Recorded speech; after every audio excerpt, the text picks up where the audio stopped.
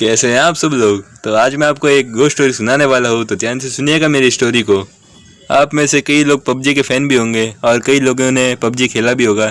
तो आज मैं उसी से रिलेटेड एक गो स्टोरी सुनाने वाला हूँ जो कि मेरे दोस्त के साथ हुई थी, जिसका नाम था चरण और उसके छोटे भाई का नाम था राम।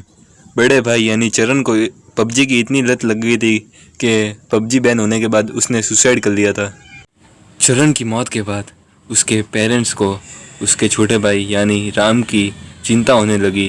राम अपने बड़े भाई यानी चरण के बहुत करीब था, इसलिए उसकी मौत के बाद वो डिप्रेशन में चला गया था और रोज़ रात को 12 बजे वो थोड़ी देर के लिए चरण के कमरे में जाके बैठता था और उसको याद करता था। पर एक दिन जब वो अपने कमरे में बैठा था तब उसका आधी रात को अर्जुन का फ़ोन आया और उसने कहा कि पबजी जैसा एक और game battle ground mobile India में रिलीज़ होने वाला था और उसकी रजिस्ट्रेशन शुरू हो गई थी।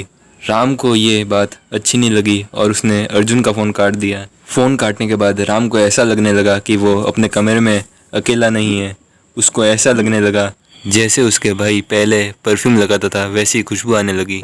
राम को हल्की सी घबराहट होने लगी और जैसे ही वो गेट के पास गया उसने देखा कि गेट लॉक है और फिर उसको लगा कि उसका पीछे से कोई हाथ पकड़ रहा है। और फिर जब उसने मुड़ के देखा तो उसका भाई सामने खड़ा था। उसकी आंखें बाहर निकली हुई और जीभ भी बाहर निकली हुई थी।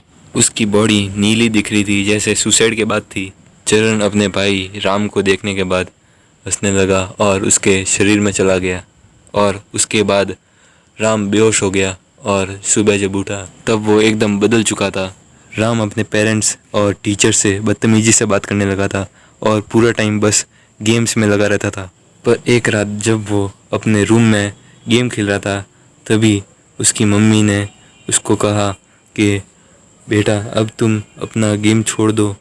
ये सुन के राम गुस्से से पागल हो गया और उसने अपना फ़ोन उसकी मम्मी के ऊपर मारा और वो अपनी मम्मी के ऊपर चढ़ के उनका चेहरा नोचने लगा और फिर उसकी मम्मी बहुत डर गई थी। उसके बाद वो उसको तांत्रिक के पास लेके गई। तांत्रिक ने कुछ टोटके किए और बताया कि आपके बेटे राम के अंदर आपके मरे हुए बेटे चरण की आत्मा घुस गई थी।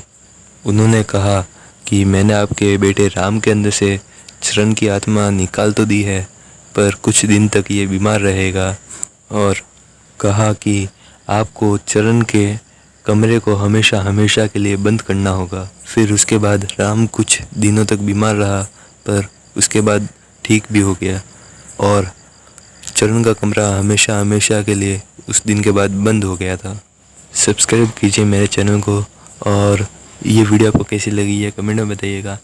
लाइक कीजिए, शेयर कीजिए।